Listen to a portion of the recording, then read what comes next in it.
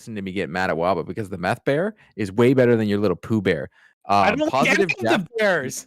Why would I Positive like Jeff, any did of you the Bears? As you know, Positive Jeff on Twitter, right? He put out the best tweet last night. He was like, the Bruins at the beginning of the game was the Pooh Bear, and then the Bruins winning in overtime was the Meth Bear. I was just like, dude. Good Bear was the bear that they had at the last Winter Classic. It should be a B. It should be classic. No, I understand that the Bear's not. I almost want to. I want you to understand what the Meth Bear represents there, Waba. It's not the Bear is not going to be in the middle of the jersey. I can almost 100% guarantee you. The Meth Bear is the shoulder patch that the Boston Bruins wore during the 1980s, early 90s. So the jersey that my father wore when he played professional hockey was the Meth Bear Boston Bruins. The same one that I wore when I was in Boston. The same one is iconic. They did the reverse retro technically on it, but they made it yellow, which I wish I bought. I can see Pez's in the background, and I love it. I could see it there in that closet. It's a beauty. You can't get them anymore, which annoys me. But if they go to the black, like Pez, like see how hot that's going to be. I think it will with the yellow black. socks. With the yellow socks. Oh no! I think it'll be unbearable. A very close recreation of like that 1990s jersey. Like I think it's going to be 1988. I think it'll be 1988 with the yellow socks. When did they play Pittsburgh in the Alf Samuelson? It's the yellow socks. That's 1989. Yeah. Yep. It's unbearable. Hi everyone. You've just heard Bruins talk. So, which, if you're a Boston fan, you get it. If you're not, your team stinks. But we are three dads in a console. We know not every dad can stay up to date with the latest and greatest in video game news that you need to know about. Also, sometimes Bruins Winter Classic talk. Also, this show is kid-friendly, so no earmuffs are needed.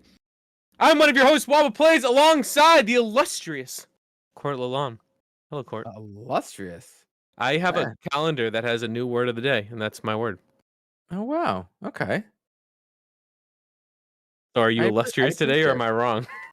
Or are you calling me a liar? I'm not calling you wrong. I'm good. I said this to Pez. I don't know how this is gonna come across not sound like I'm whining about something that is cool. But I've been playing a lot of video games lately, but I've been playing them in a different way. I haven't been playing them fun way. I've been playing them trying to finish them as quickly as possible way. But at the same time, I am trying to do it a different way on, still playing everything, because I like when I play a game that has go over here and there's checklists. I play it. I do the checklist. And so, my review tomorrow will drop for God of War Ragnarok. I played a lot of that game.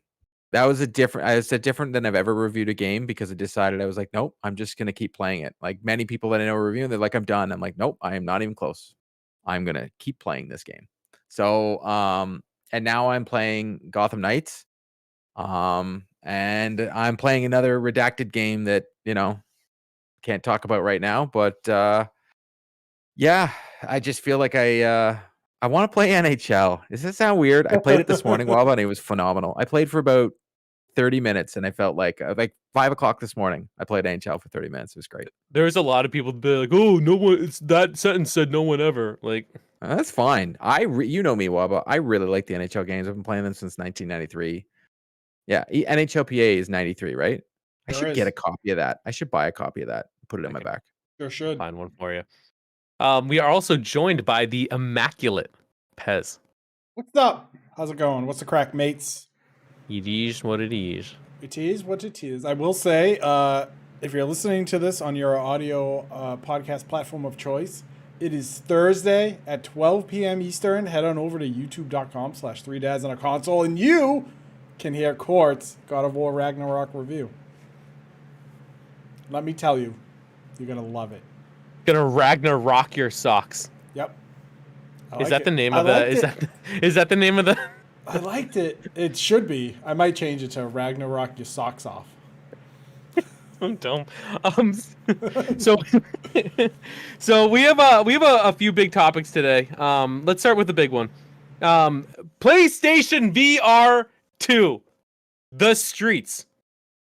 The streets. Did anyone else see Step Up to the Street? Whatever. Anyway, classic film, Step Up to the Streets. We'll talk about that movie another day. But PSVR 2 recently announced. All the information we've got about it, I know we talked about it in previous episodes, looks great, looks cool. Wireless, headset, you have to charge it. The controllers look great. Everything about it, huge improvement over the PlayStation VR. Except the biggest criticism is the price point. Ladies and gentlemen, the PlayStation VR will cost your average working US citizen $549.99 plus tax where applicable. And in Canada, Court, it is $749.99. The Horizon bundle is $819.99. So I wanted to say, yes, 100% that is expensive. But I also wanted to say, I'm kind of glad it is, because you're finally not going to get something that is not that good. The last time the PlayStation VR came out, I know many people that bought it, and the pre-orders were sold out and I couldn't get one. Two of my friends bought it, and within a month they were like, it's not that good. Like, they didn't like it. I think with this, I'm definitely going to be a wait and see approach. Like, who are we kidding? But if they're making you pay this much money, if it's going to be like the Oculus, the Quest 2, the really good one that's very expensive. Mm-hmm. I know someone who has one and they love the thing. If it's there, then I get you need to pay money for your tech. But if it isn't, this is an ouch. This is a big yikes. I think the question is, does this only live in the PlayStation ecosystem? Meaning, like, is PlayStation going to make a PlayStation Home, right? Kind of like a metaverse, right? Like, is PlayStation Home coming back so people with PSVR can go chat with one another? Is there a VR chat? Is there anything that you can do on a PC VR set that you can do on a PlayStation VR set? Because if it's just the PlayStation ecosystem and they don't do anything with it, it is going to, I don't think it'll have the bang for its buck in terms of value. The tech is incredible, right? You read about what it can do, and it's like, holy smokes. We've talked about before that the issues with like the original PSVR is you need a huge room because you're tripping over wires, and you need to be conscious of kind of all that stuff. Well, being wireless, eliminates that. But like your PSVR 1 games don't move into the new system, right? So you're already looking at, it says it's going to launch with 20 games or experiences. Let's say a quarter of those are good to decent to good, right? Like after about 2 hours, like you're done. And then what? Like we're not looking at, and I know the Horizon game is supposed to be this like actual game. I'll believe it when we see it. It looks good though. I'm with you, Pez. I'm sure it does. Cause like, I don't know. It's just that is a big chunk of change, man. It is. Honest, like other than the fact that I get motion sickness in VR, like if I didn't, I would totally jump in. But $550 is a lot for a piece of tech that doesn't have the accessibility as some of the other tech does. Like I can get an Oculus and I can pretty much do whatever I want. Play Phasmophobia in VR, VR chat. Like that I can doesn't sound like something you would want to do. Jeez, that sounds horrifying. Yeah, I know, but you can do it, right? One could. Oh, you know what? I do want a Quest 4. You can play that NFL game where you play the quarterback. I don't know if you guys have seen it on TikTok. No, I haven't. Awesome. They have it for VR 1. But like, I want to play the Star Wars game, and I want to be a Jedi. Oh man, I've seen a Batman game, but I'm not going to get my Batman game. So some pretty sweet stuff on there. We haven't even got a Batman game lately. But anyways, I mean, Cord, aren't you playing Gotham Knights right now? Yeah, Batman's not in it. If it is not fully supported by Sony, which I don't know if you can say PSVR1 was, because it just felt like they were like PSVR is here, and then a year later it was like in the trash, right? Like if it's not fully supported at 550 or 750 Canadian or 850 Canadian or whatever that I crazy don't want to talk bundle about it, was, man. It's expensive. oof, I would be a rage in a cage spending that much money, and then a company just drops it. Rage in a cage. Well, my concerns about this. So I buy a lot of like, let's call them the peripherals. PlayStation Vita, loved it, and then you saw how they basically didn't support it. That thing after time was carried by third parties and Were mainly you like. a PlayStation Move guy? I was not, because I don't want to get up off the couch, but I did buy 2 used Move controllers when I got the VR. I don't want to get off the couch. No. So I did get VR. The caveat is one of my good buddies, he actually pre-ordered it. He couldn't use it in the space, and he said I don't want it to go to waste. Then he gifted it to me. So I bought the controllers for it. And there weren't a lot of first-party games. My favorite games on there are all third-party. The Batman game was great. Like the Carnival Games is one of my favorite, but like you can play that like on Wii. And the Star Wars.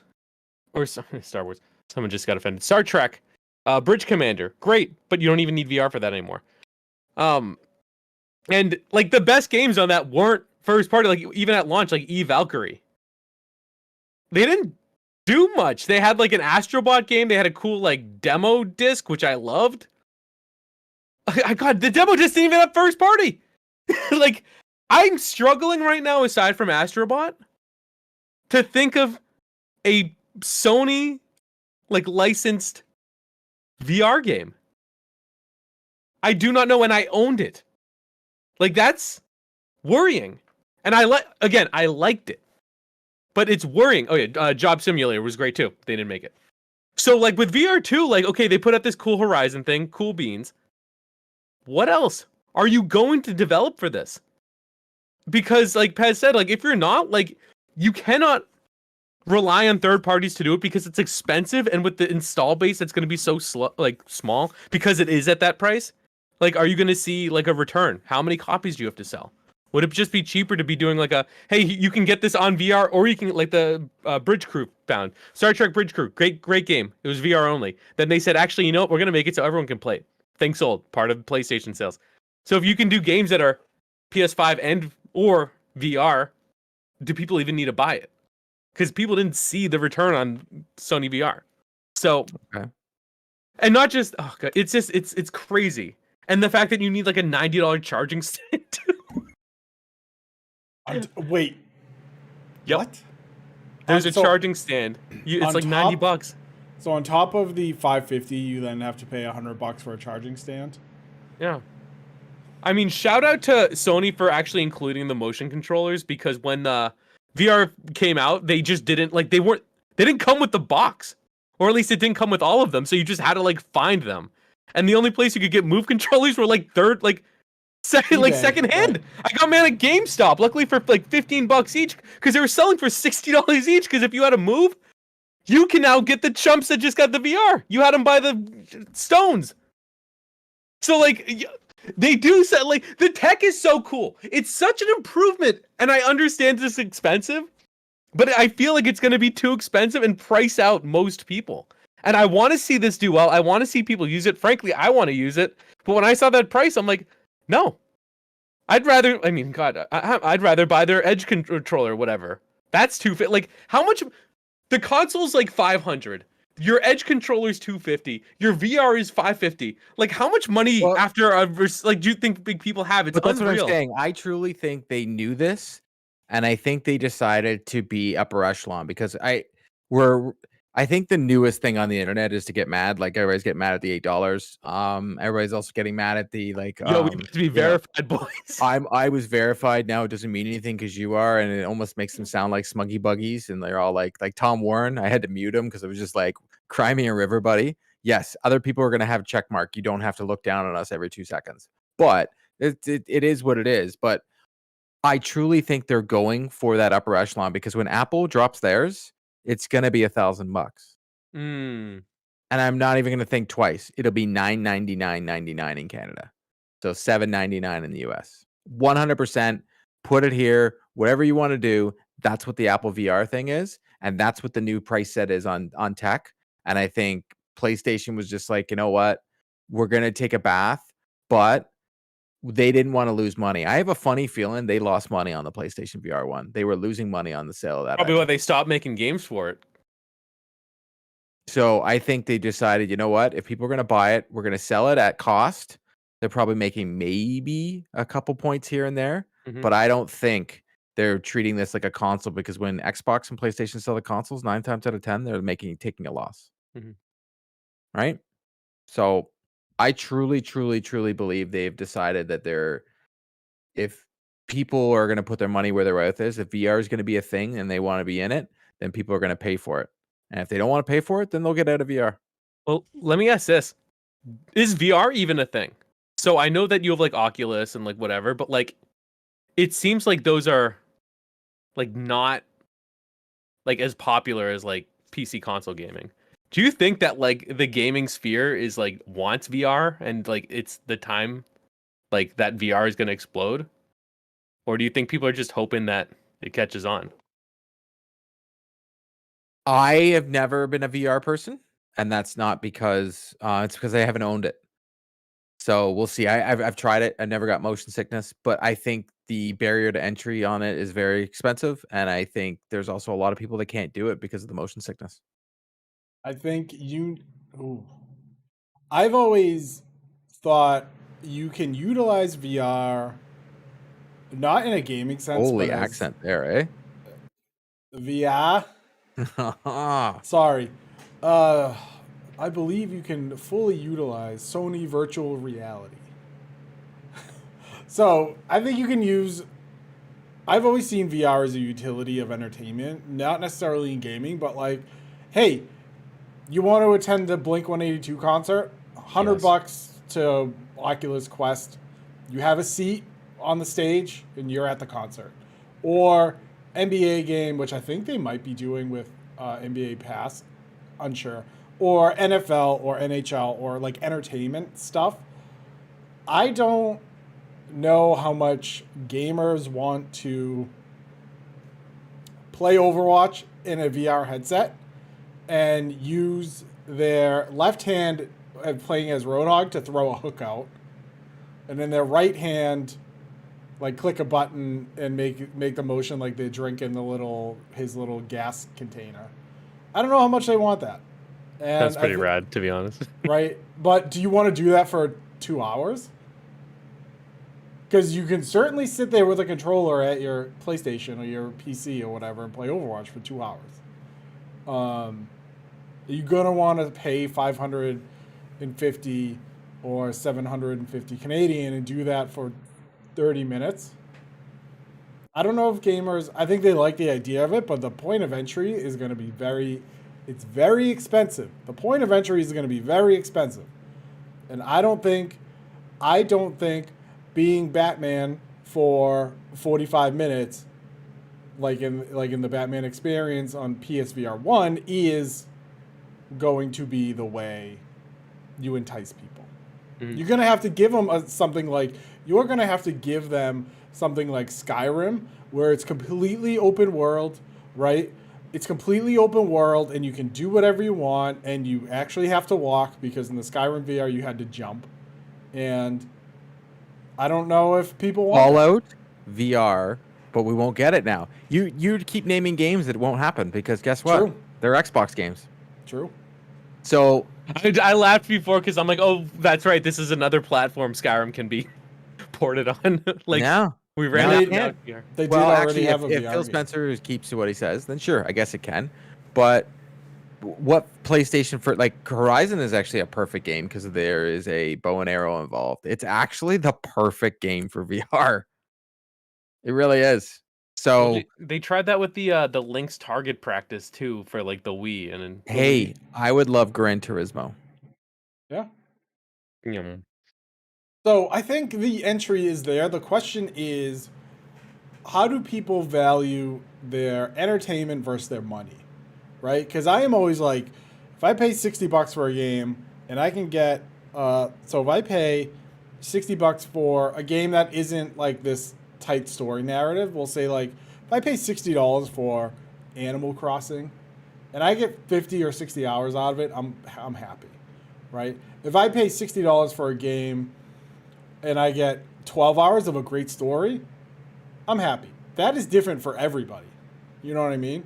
There are people out there that are like, oh, I paid $60. I played it for 8 hours. I had fun in those 8 hours. I'm never going to touch it again. I'm fine with that.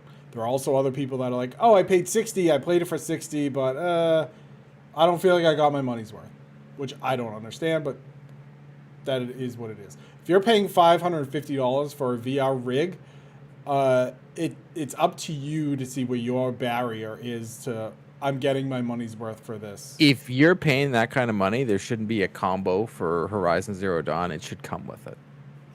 It also should come with, hey, here's a package of a bunch of test games you can play with.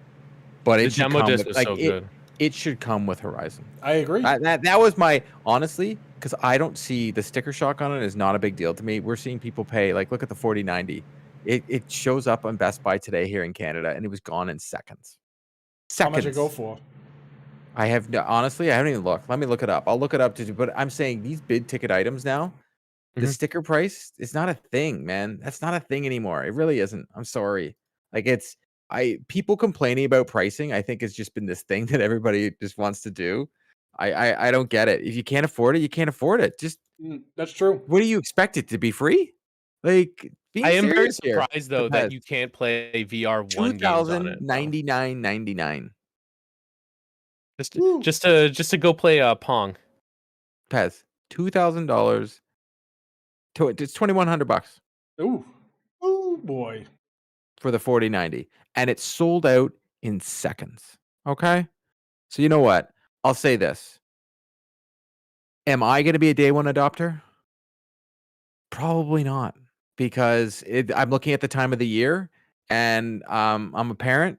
That's the money I just spent at Christmas, but I do get my bonus for work around March, so I'll buy it then. I'm gonna buy it. I want to. I really want it. My wife really likes VR, so because we've been playing my friend's Oculus at his house, and my wife was like, "This is the one. Like, this is the one that'll get me back into video games. Like, I'll play." And I was like, "You know what? It's very cool, and I think it would be really fun for my daughter too. Like, it would blow her mind." So for me, I want those experiences. I want the Iron Man, and they best be somehow porting that Batman in. I don't care. You make this happen, Sony. I swear to God, man, it's Batman. But that's what I want it for, and I think it'll be fun. It'll be, my new thing about video games. It needs to be fun. If I'm not having fun, I ain't playing it. So I think VR is fun, but it's expensive. Yeah. If they had the ability to play old games on, I know backwards compatible. It's not just clicking a button, but like I think about all the awesome experiences VR1 had, and how cheap those games would be now. Like the launch games, Thumper. It's a rhythm game where you're like going through like this track. It's really trippy. And it's like, you just throw that up on the store for like $5. I mean, the money's already been made. Like, you're not like, it's done. It's right. Old. But like, people can get in, and if they have like $20 and they can get like 5 games, maybe it's like, okay, well, I'm getting in on this thing at $5.50. But if I spend another $20, now I've got 5 games to enjoy. Like, instead of whatever these titles are going to be. So, who knows? Yeah, go ahead. To bring up what Court said, man, I miss packing titles so much. Thank you. Where are my packing titles? Like, I don't. Well, did you see what was happening with? Because it's all over the internet. I guess people that ordered their PS5s from Sony were getting sent the God of War edition. Yes. It's like, that's a real thing. These are not fake. They're everywhere. People are getting God of War. Yep. So, and I'm 100 with Pez. I remember the very last console that I bought with a pack-in was my Super Nintendo, and it came with Super Mario World. That was my last console, I think, that I got that had a pack-in. Nope, N64. I'm totally wrong. PS3 had it. I had Motocross with mine. That game and PS5. Jesus, Motorstorm. PS5 had Astro, and that was honestly unbelievable. That was really good. It was really good. It's still one of the best PS5 games. It is very good. And it's a tech demo, and it's amazing. I still want I put out a video there on Carpool. I said, and I want to run this by you guys. You take the idea of Astrobot, but Astro goes to those worlds. Those worlds aren't what we saw before. Now those worlds are Uncharted, The Last of Us, and they have to go through and get helped by little ones that look like them, but it's Nathan Drake, but as an Astrobot character, or Aloy from Horizon as an Astrobot, or Joel and Ellie have to help you through, and you have to do like almost like a Little Big Planet, but actually going through with the idea that everybody wanted for Little Big Planet and they never did. The one where we could go through instead of PlayStation All Stars when it's fighting, do PlayStation All Stars where you're just going through and playing those levels. That'd be How really good would that'd be that really be? neat. That'd be really neat. I'm sold. Pez would be like, I still won't like the Uncharted level or the Last of Us level. I'll just skip it. Jeez. Mind you, Although- speaking of Sackboy, I'm playing a look at I wobbled that one, You didn't I? did. That was a good one. Did. I'm playing a very good game on PC. Look at me. I'm a PC nerd now. Disgusting. I knew I'd get you at some point. I'll say this. The PC versions are always end up being the better versions of these games. Like it looks beautiful. Sackboy, Sackboy's Big Adventures. I played it on the PS5 at launch. I loved it there. I'm playing it on my PC. And the one thing I do love about it is my daughter loves the game. She loves the earlier on levels. There's they got very, very, very, very, very good music in this game. The one thing I'll say about Sackboy so far, I haven't finished the game. I'm gonna try and finish through the story because Sackboy does get harder as it progresses, but the game runs and looks beautiful on my PC. Absolutely beautiful. It's got all your frames, it's got all the graphics, but the music in this game is so good. The Little Big Planet has like almost like a Sackboy has like a rhythm game in there that you don't realize on a lot of levels. You played it too, right, Waba? I love There's it. some levels in there that they're a rhythm game, and if you don't pay attention to the rhythm, you're gonna die real quick. People did that a lot when they created levels for a Little Big Planet. They would like time it up. And they're at the soundtrack in those. There's actually 2 songs on my old iPod, I know, Boomer, that I still listen to from that game. One is like it was like the intro, like the pan flute, really good, and the other one's just a song in Spanish I thought was really catchy. Don't know what it says, but excellent. And like I still remember those like years later. Like I'm old now, and I still like love the music from a game that was on PS3. This game's available on Steam right now to buy. I messaged my brother, who's a huge PC player. I was just like, you need to play this game. Like, it's good. And unfortunately, I've already looked. I guess it's got the lowest sales for a PC game. I truly think, and this is no fault to anybody but their own, it really didn't get marketed. And I also am of the mind, and I know I've said this before, Sony needs games like this should have been day and date on PC. It should have been day and date. You can pick and choose. I totally get when they don't want to day and date a game like God of War Ragnarok. I get that. They're going to get a ton of sales on console, and they're trying to sell consoles, right? But there's certain games that are not their tentpole AAA. Like I almost want to say that Sackboy's Big Adventure is like a minor AAA. Like it's not a double A. It's a AAA game, but it's not the AAA banger, if that makes any sense. And I also want people to buy games like this because I want these games to still be made because these games are so much fun. Like I talked to you guys, I want an Astrobot game. That's a lot like Sackboy. It's not your God of War. It's not your Uncharted. And if we don't, sounds terrible. We all say we want new games, but if we don't support these platformers that we all grew up playing, we ain't gonna get them. And this game is beautiful. So if you got a PC, you got your kid plays on your PC, go get this game because it's a ton of fun. And it's not easy, but it's a ton of fun. Here. And yeah, Sackboy's awesome too, by the way. Just love the little dude. Really good mascot. Just I don't know why they're throwing in as Easter eggs in their commercials. Yeah. Very that's it. Honestly, thank you, Pez. Actually, yeah, put him and Astrobot as a combo. Have in the you game. seen the costumes you can get? If you go into the PlayStation Store now, they have like, I would say at the time, like, I don't know, 10s, 20s, like of just free outfits for your Sackboy from like other titles. It's not like they don't integrate it, they just don't tell anybody about it. He can be Aloy and he can be Silence. Like, why? It's a weird thing. Meteor Molecule decided to go out and do Dreams, and they just put Sackboy to the set. And I was like, Did that game come out? You literally had your mascot. Like everybody's complaining, oh, we lost Crash, blah blah blah blah blah. Xbox has bought Crash. You have Sackboy. He's better than Crash. Sorry, Yes. Crash fans, suck it. Sackboy is better. Little Big Planet is one of my favorite games from PlayStation. Yes, the Little Big Planet 3 I think they got too ambitious. They just, I think it's almost like when we talk about Gotham Knights before the show. Stick to what works. What's wrong with doing what works? Right. It's like when bands like put out an amazing album and they're like, we're gonna experiment, and you're like, why?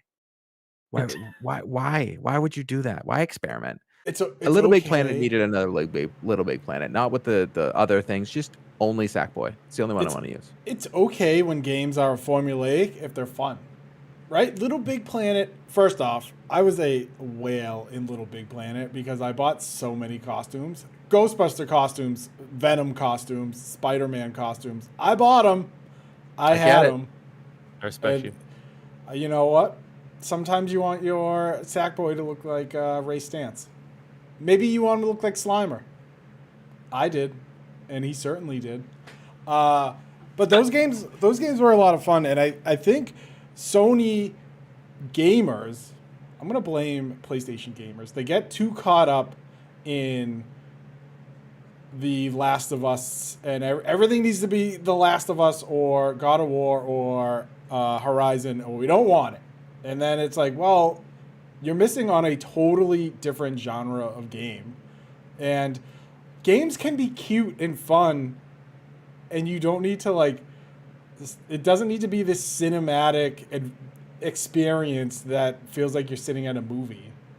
Like, just play this fun, cute game for $40 and enjoy yourself and allow yourself to get lost in the world of Little Big Planet, Sackboys at Big Adventure, whatever you want to call it. Not everything needs to be so serious all the time. Enjoy yourself, Sony gamers. It's fine. No one's going to judge. And once again, DualSense functionality, as long as you hook it up to your PC, it's actually a good game for DualSense. I've said this before, and I'll say this again. The DualSense is a phenomenal controller. I just wish they used it more. I'm actually debating buying the Edge, because I know you folks said you wouldn't spend that much on a controller, but are you changing your mind now that all this fun stuff is coming out? My whole thing is it makes sense for you because you're an NHL gamer, and I know I've told you what I've said about the Elite Series 2 on. I still can't believe it, but it's true. I play better when I use the darn thing. Your deking is better. You get a better reaction time, and it makes sense because that's what the thing is made for. So for you, Waba, it totally makes sense. But for me, I'm a single player, story driven player. I don't need an Elite controller to pull up a map. Right? Do I? You could use a back button. Biggest map you've ever seen. I probably would have. However, I just had to go buy a new controller because my original DualSense had stick drift. Because why wouldn't it? Because nothing is made well these days anymore. You're too strong. So I went in to clean it like I did with my Joy-Cons. My little itty bitty baby Joy-Cons, I went in, cleaned them, had no problem. This stupid controller, I went in, took the front plates off, took the back plates off, and went to take the battery off, and the smallest, thinnest ribbon cable I've ever seen in my life just snapped, and I lost it. He messaged me. He messaged me, and I was like, because he taught me how to get stick drift off my Switch controller. Yep. Yeah, he gave me a walkthrough. He told me where to buy on Amazon. Everything, it worked. My Joy-Cons, I went in and I surgically removed everything, and I was bing bang booming. And this one, my man, file a complaint with the Better Business Bureau like an adult.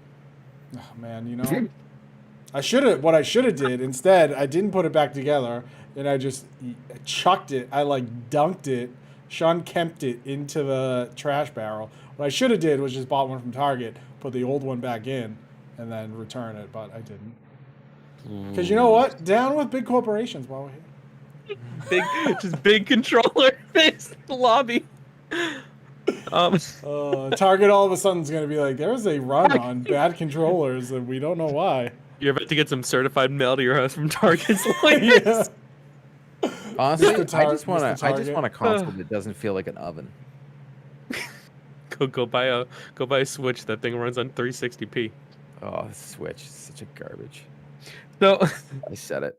Well, I'm not here for everyone's slander of the Switch. Oh, speaking of consoles, I bought a Steam Deck. FYI, it hasn't come in yet, but when it does, when's it coming? It ships in 1 to 2 weeks. What's the first game you're gonna play on it? I don't know yet. It might be Cult of the Lamb, honestly. Oh my god. That's a fun game though. That game slaps. I'm not gonna listen to Quad's hate speech. I also actually, Bobby, you'll enjoy this. I'm gonna sideload Game Pass on it, and I thought maybe another Persona playthrough will be my first. Thank God. My first one. Good. Oh, hi, Gamergram. Because Game Pass has Royale in it. Finally making some good decisions, Pez. I appreciate that. I'm trying, dude. So I know we've been talking about a bunch of new games. We actually just heard about, well, I was going to say one of our favorite companies, EA. Obviously, I'm a little biased. Just announced a Marvel partnership. And they said that they're going to be developing 3 new titles, one of which is looking like Iron Man. And did they announce the other 2? They have not. Now, Well, no, what we know one of them isn't that the Captain America Wakanda thing? Isn't that that Marvel? one was an Isn't Iron that Man EA? title, wasn't it? Isn't that I don't know. EA though? I think that's EA. Okay. I'll look it. You keep talking, I'll look it up. So I know a lot of folks have different opinions about EA's ability to handle beloved series. Let's also not forget that they also published Star Wars First Order, or sorry, Fallen the Fallen Order. Sorry, the one I platinumed.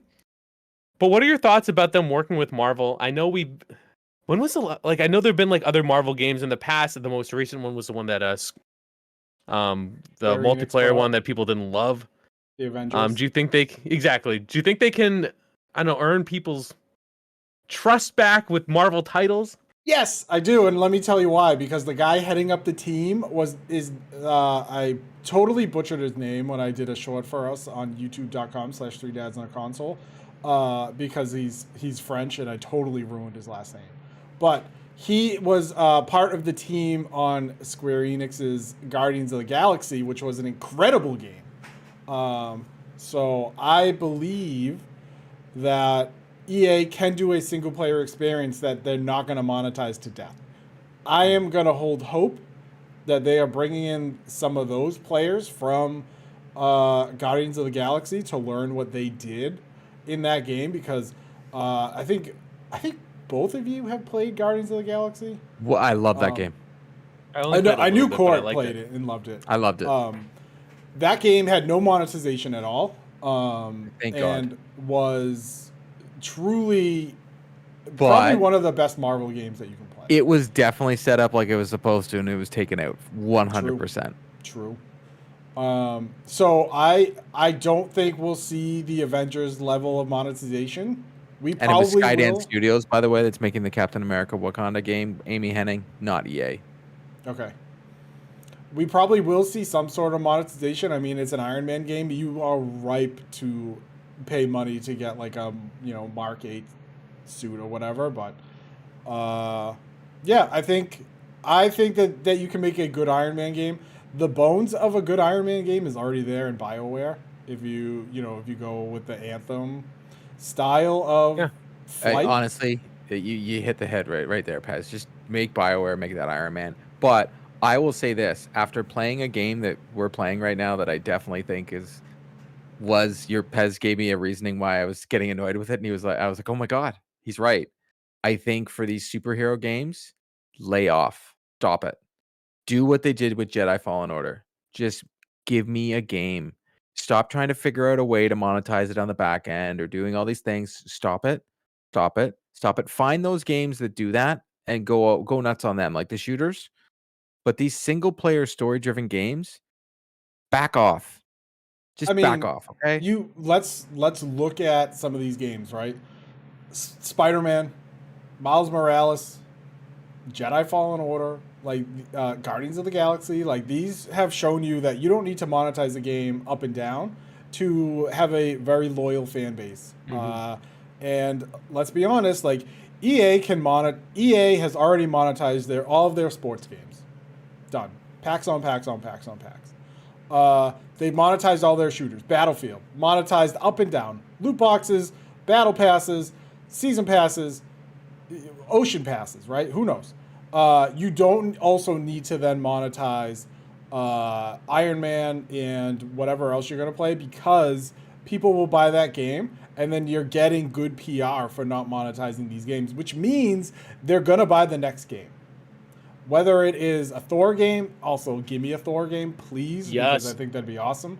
Whether it's a Thor game, It's a Hulk called game, God of War. I just whatever. want to say they've already made it in 2018. They made it. Yeah. True.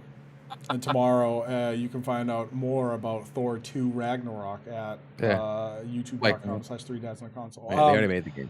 But like, you can put these games out and not have them be the Avengers and be a mess like that game was. So, I have some trepidation because it's EA and you never know what they're gonna do. But you also don't have to give us, you don't have to give us the Assassin's Creed XP boosts and farming boosts and all that stuff. Just let us remember play the old game. ones they did.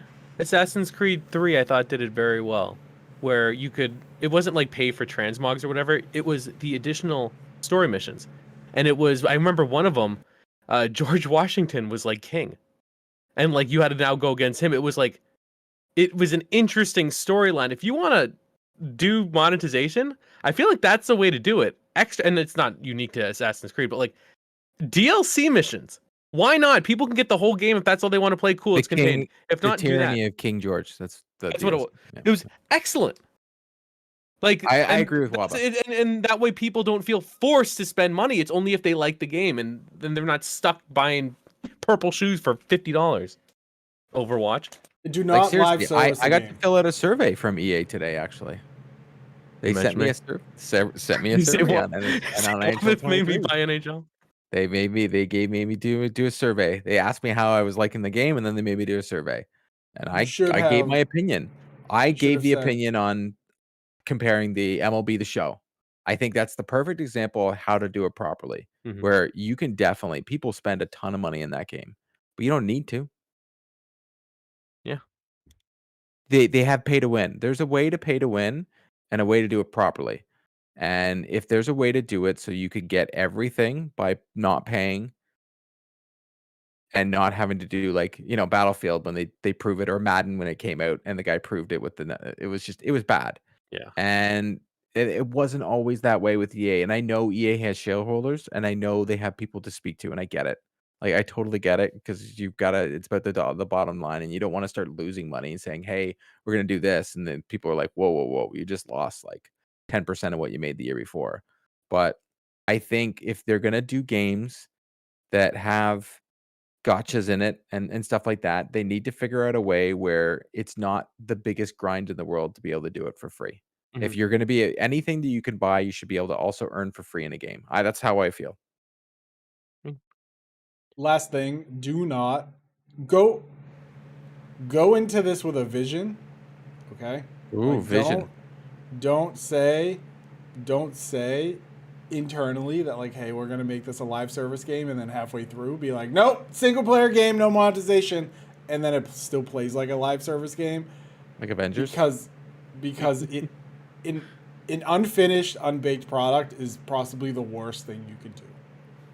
Go in with the mindset of we're making EA's version of Spider-Man, Miles Morales, whatever, and make it and let the people play it and love it. Get some of that goodwill back that EA has burned throughout the years. I think if they are able to make another thing like Jedi Fallen Order, like people were shocked. I'm not used to seeing people like so up on like a company that they used to just be down on a week before. So that made people not hate EA anymore, and I'm myself included, because I'm a huge Star Wars fan, and they pissed me off. It was so good, it's canon. And then they made Jedi Fallen Order, and I'm like, all right, thank you, Waba. It was so good that it's now canon. It was in the Mandalorian. Stream Buddy, and Stream Buddy Lemster went to Disneyland, got Cal Kestis' lightsaber. Like they sell this in the parks. Yeah. It's unreal how like I've never seen something like that before, especially in such a beloved like universe like that, where the game is so good it forces the rest of the people working on the projects to integrate it, because you cannot avoid it. So well done. Respawn, well done. Was it Respawn? It was Respawn. It was, yes, very much. Yes, Respawn is amazing. Well, mind you, they made the best first-person shooter story ever in Titanfall 2, because Please that's make still. Well, Please Apex make is Titanfall very- 3. Apex is It'll very never good, too. happen. We already know it's never happening. I know We're it's never never getting happening. Titanfall 3. I still want it. I know it's not AAA, but I have another game that we can speak to from some of our friends before we wrap up today. It's for the kiddos. Good. I want to hear about this one, actually. So there is a French. Again, first off, shout out Outright Games. Thank you so much. My daughter's very much been enjoying this game. There's a French title they hooked us up with. It's called Coco Melon. It's Coco Melon has a game, and when I saw this on Twitter, I legitimately I saw them tweet this out, and I was like, this is it. My daughter, 3-year-old, loves Coco Melon. Some of you may have older kids. You probably have nightmares of this thing. But for me and my daughter, who's 3, and if you have younger kids, you understand how much this is needed. You need a break. You got to go to the bathroom. Your kids wanted to hang out. You put Coco Melon on. It puts them in a daze. You go do your thing. You make a sandwich. It's great. But she loves it. And they were nice enough to supply us with the code for the game, and I just had been playing it with her on Switch. Open up the game. Coco Melon logo comes up. We all know it. She's stoked. I told her that there's a Coco Melon game that we want to play. She was watching Coco Melon right before we started playing it. And you go in, you start as a little kid, and that's it. No story. Love it. Immediately, great. And you're just in this house, and you get to interact with stuff. So they have different activities to do. So you walk up to it. So my daughter, again, 3, I was controlling. But you can play, it's touch control, and it's using the button. So I'm an adult. I was using the button. But she was just pushing the screen because it's on Switch. So for her, that's really easy because she's at the age she understands if I hold a controller, but she can't understand I need to move the stick, I need to push the button. She doesn't have that type of muscle memory, doesn't understand those types of things yet. She doesn't know the button. She can't read. So it's not oh yeah, press A. What does she know? But we're playing the games, and a lot of them actually integrate with the songs. So the first game we did, it's a coloring book. You walk up to the book, you push it, and it's this of all the Coco Melon characters, and you actually just swipe it with your finger and it colors in. And she's like, oh, that's great. I want to color again. So she's like, oh, I know how to do this. I want to do it again because now I know the rules. There's another one that she loved. You go up to a little yellow duck, and it pans around the room. It's hide and go seek with the duck, and you have to push the duck, and it's singing this song that's in the shows. And she's knowing what the song's saying. And she loved it. She's like, oh, I want to find all the ducks again. To the point where tonight we're in the bath, and she has 3 ducks. She hit them all. And she was playing the duck game that we played in the game in the bath. And it just, I feel like, Court, when you talk about your daughter playing these games and her learning how to play, I feel like I haven't hit that until now. Now, granted, it's a little different because she's so young, but where she understands this is what I saw in the game, this is what I did, and this is how I can recreate it. And that was really cool to see. Again, it's a much lower level because she's so young, where she doesn't understand cause and effect, but she understands touch screens because that's what kids do these days. And it was really cool to see that. That coupled with the fact that we're coloring in a bus, she's singing the wheels on the bus. She's singing along with this game. She's telling me to do it and telling me how to do it. I know how to do it, but but you have to color in the bus, and you have to cut around the corners where I know you just have to push on the screen. It's really cool. They make it really intuitive, and she's like, let's go on the upstairs. Let's go talk to this person. Let's go on the potty. The kid's floating on the potty. She's laughing. It was a great experience, and we only played it for about 15 to 20 minutes today, and that's all you need.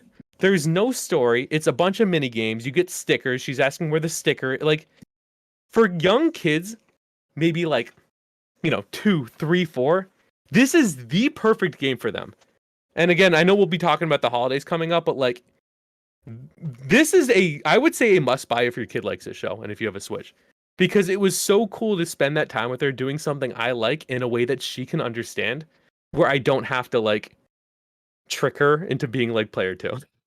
Which there's nothing wrong with that. That's a great way for her and I to spend time together, and she understands. But this is she got it, and it was really cool to see. So, Coco Melon, I never thought I'd be saying these words. Great game, very good to play with your young kids, and my daughter can't wait to wake up and play together before she goes to daycare.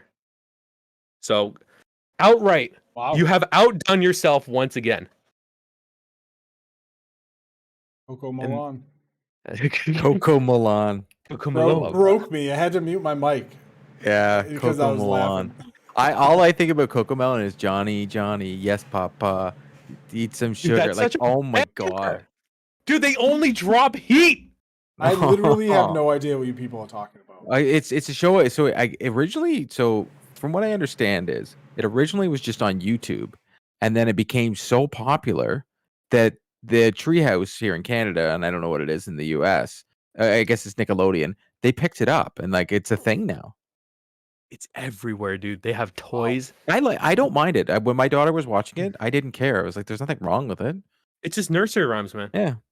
You know, like like they'll sing like not Baby Shark, but maybe it'll be oh Baby Shark, like that type of thing. Yeah. But it's like like she prefers like she's like Twinkle Twinkle. No, I want the Coco Melon version. Like, what is this Taylor's version? Like but to her, she has preferences now. It's cool. So now she has a favorite video game. It's wild. That was like a glowing review. I'm telling you, man. Like, again, I know I've played a lot of games, and I know I'm not the demographic for this, but it's the first time. Not to go too long, but it's the first time I've seen her understand a game. The fact that she was playing it in the tub means she's like internalized. Like, at that age, that's like proven level of understanding. Being able to emulate on your own. It's nuts. I mean, so you finally had your aha moment. It very much was.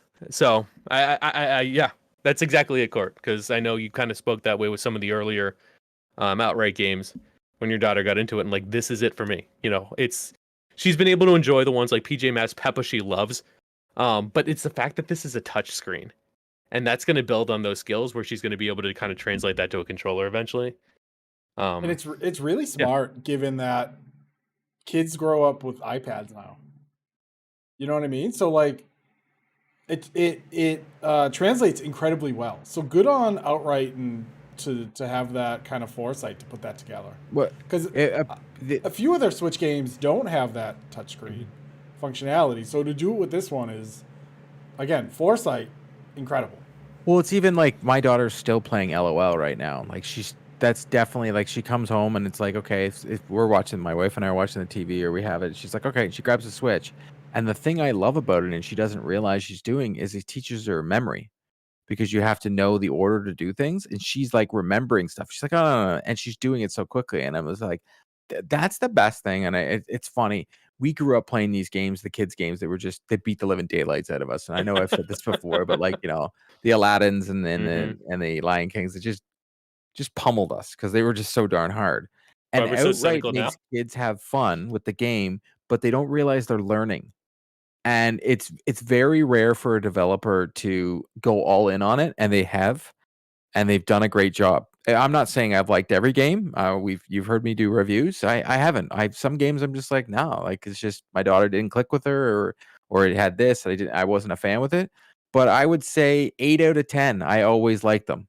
Like it's just, and I always find a little thing where I'm like, oh my god, like. My daughter has developed into being able to play games better because we started with the Paw Patrol ones, and then we went from that to the PJ Masks, and then we got to Peppa, and then we get to the point where now she's playing this LOL game, and she does like, I'm like, oh, I can help. She's like, I don't need your help.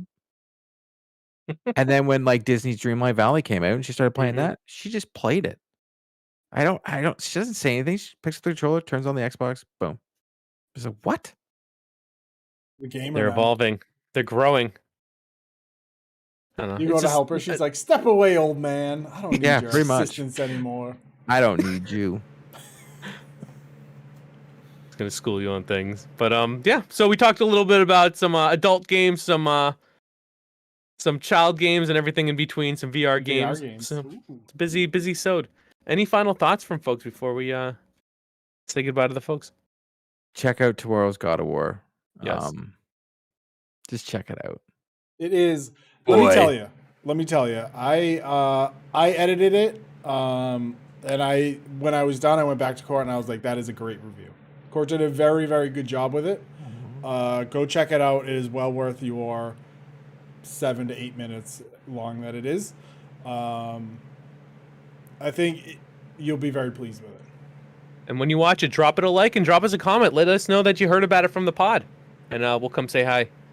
We always like knowing who out there is listening and saying hi and checking out our videos. So come say hi, and maybe Cord Pezzer, I will say hey. Can I throw in one more plug? Hey. Say hey, girl. Can I Hi. throw in one more plug? If you don't have 7 to 8 minutes, we now have a new feature on our channel where we have 1 minute reviews. So go check out the 1 minute review. It's a I call him YouTube the short. Wabba reviews because that's his attention span. It's a YouTube short. We've done it with. He doesn't even we've deny done it. with, He's like, yeah, it's definitely. You yeah. when you We've write, done you're it right, with man. What am I gonna Ghostbusters. say? We've done it with God of War. So go check them out. I love the 1 minutes that they end and immediately loop. Like the way they edited it was they did a long shot, but they cut part of the back off, so you don't actually realize it's restarted. Or at least I don't. I'm not that good yet. I'm not saying I'm gonna just observation, but again, folks, that's youtube.com/3dads in a console where you can hang out with us. We had a few awesome folks in here. DJ Spencer, Gamer Graham stopping in, get back into the game. You can be part of the conversation too when we go live on Wednesdays at 7:30 p.m. Eastern time. Also, make sure to rate us. Well, 7:32 if you're if one of us is late. Obviously, it wasn't me. Obviously. Make sure to check us out on your podcast platform of choice. Please rate us on there positively, and that help us grow. And again, God of War, it's happening tomorrow. Look forward to it. Boy. See you folks in the next one. Thank you for your time and attention, and we'll catch you soon.